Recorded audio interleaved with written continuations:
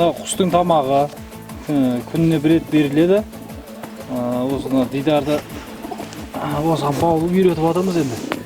Өзі де былай құсқа қызығып жүр ғой енді. Құс бағып жүргенде бірнеше жыл болды. Мектептің атынан жарысқа шығып көптеген жетістіктерге жетіп жатыр. Қазір еттерін дайындап жатырмыз. Құстардың еттерін береміз қазір. Ұшырып, сырт жаға шығарып, бүркітті шақырамыз, шырғаға саламыз. Ителгіні далбайға тепкіземіз. Соған еттерін дайындап жатырмыз қазір. Бұл құстың жемін күніне бір рет, бір мезгіл беріледі. Ол одан артық жесе, ол қолыңа келмей, өзіңе көнбей неғып кетеді. Оған етті көбірек берсең, ол семіріп қолыңа келмейтін болады. Ал аз берсең, күші кетіп, өз-өзіне келе алмай қалады. Сондықтан оған ақ жем қылып беріліп отырады. Бұл жерде мына жерде уже қаны жоқ, кешегі ет дайын болған, бүгін ет осындай болып тұрады, разницасы. Мынада қан жоқ, құнары болмайды, аса қанымен жесе, уже әлсіреп, құстың шамасы келмей қалған кезде осы қанымен береміз. Қалған уақытта күн жылы уақытысында ақ жем мынандай қанын кетіп береміз еттің.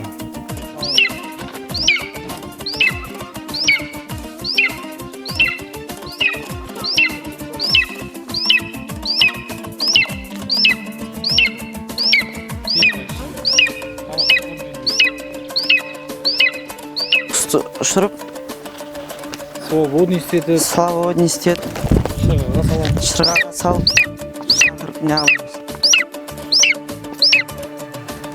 Маған бер, сен ана жаққа барып шақырасың.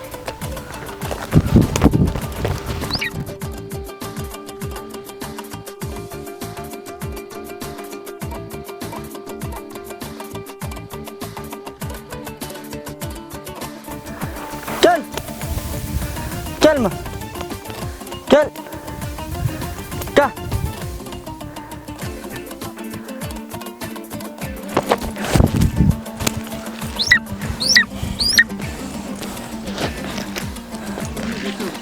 Bunu şakırу деп атайды. Ет қазір болды.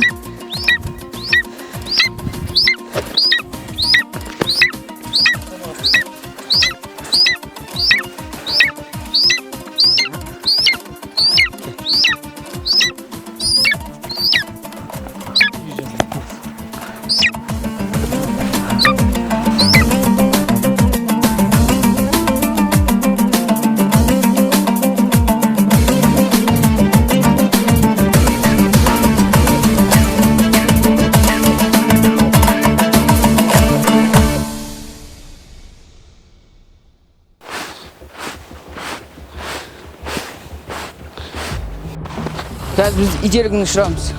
Оның қазір бірінші рет, бірінші сүйіне шақыру. Одан кейін далбай тепкіземіз.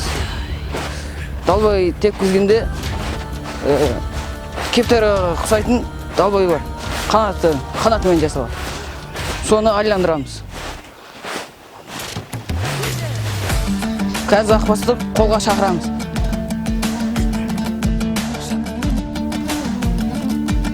Gel. Gel. Ителге көңіл жайнатар, қашыра, қазан жайнатар дегендей.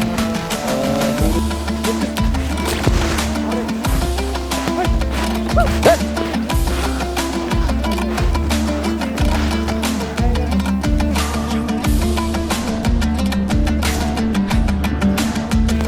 Gel.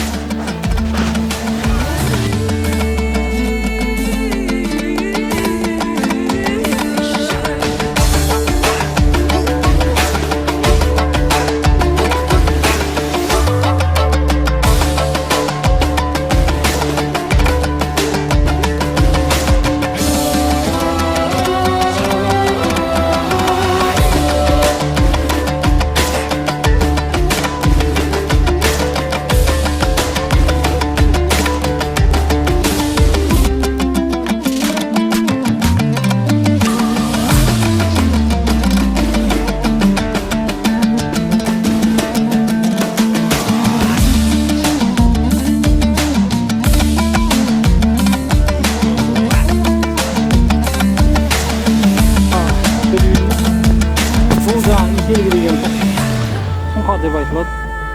Мынау аяғында жемтігі далбай деп айтылады.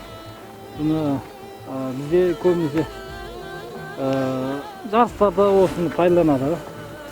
Ителгіге қоянып жібереді. Біз енді қазіргі ондай не болып тұрған жоқ, шанс. Бізге панша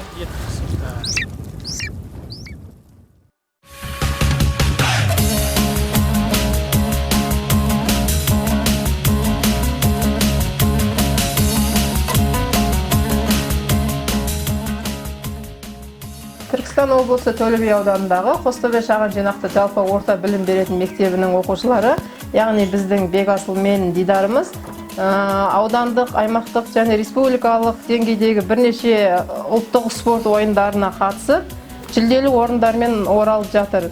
Және күні кеше барып келген соңғы жүлделері Саят ұлттық спорт түрлерінің Сонар 2020 республикалық турнирінде бүркіт жарысы байқауында 4-ші орын алып, 200 мыңға ақшалай сертификат алып келіп отыр. Төле би ауданындағы жас туристер станциясының ұйымдастырылуымен былтырғы жылы Қазақстан менің елім атты туристік өлкетану жас жобалар байқауы болып өтті. Бұдан біз құсбегілік тақырыбын алып, Дидармен қатысқан болатынбыз. Сол жерде жүлделі орын алып, облысқа орын алған болатынбіз. Осы оқушыларымыз көптеген жарыстарға қатысып келіп жатыр. Осыдан қатысқандарына міне бірнеше күн медальдары тұр. Және де не деген көп құрмет грамоталары, дипломдары, сертификаттары, барлықтары да дәлелдері. Бұлардың істеп жүрген тірліктерінің, ата кәсіптерінің жемісі деп сенеміз. Бұл балдарға болашақта үлкен биік шыңдардан көрінеді деп сенеміз. Тек қана биік шыңдардан көрініп. Құстың 12 мүшесіне қарай оған 12 жас берілген. Ол 1 жасында балапан, 2 жасында тірнек, 3 жасында тастүлік, 4 жасында ана, 5 жасында қана, 7 жасында жана, 8 жасында қоңыр түлік, 9 жасында баршын түлік, 10 жасында ақ кар түлік, 11 жасында ақ түлік, 12 жасында ақырғы түлік болып бөлінеді. Бұл қазір қай жаста? Бұл 4 жаста, бұл ана деп аталады. Қан сонарда бүргітші шығаданға, тастан түлкі табылар андығанға, жақсат бен тату жолдас бір ғанибет, ыңғайлы ықшам киім анчадамға. Ителгі деген құспен осы Қазақстан Республикасының жастар чемпионатында ителгімен 1-ші орын алдым. Ода мына кубокпен медаль сертификатты берді.